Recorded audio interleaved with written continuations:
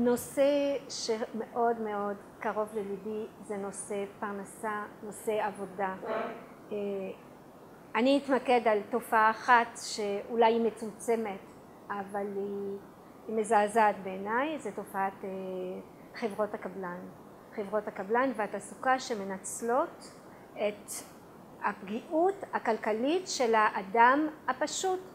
והאדם הפשוט הוא לא עובד הניקיון, הוא עובד הניקיון והוא האיש המאבטח, אבל הוא גם הרבה מאוד אנשים שקמים בבוקר והולכים להיות מורים, וקמים בבוקר והולכים להיות ארכיאולוגים, וקמים בבוקר והולכים להיות עובדים באוניברסיטה.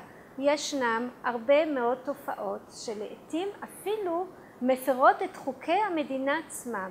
עכשיו נשאלת השאלה מדוע זה קורה.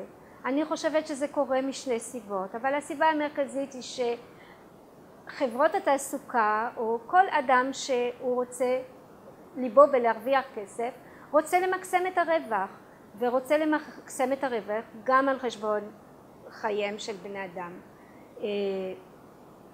זה ברור שעובדים לא יתלוננו, לא יתארגנו, לא יפנו לבתי המשפט יותר מדי, כיוון שהם חוששים ממקום עבודתם, ולכן הבעיה לא צפה, אבל הבעיה קיימת והתופעה מכוערת, ואין אחד מאיתנו שלא מכיר אדם כזה, אין אחד מאיתנו שלא רואה את הדבר הזה קורה.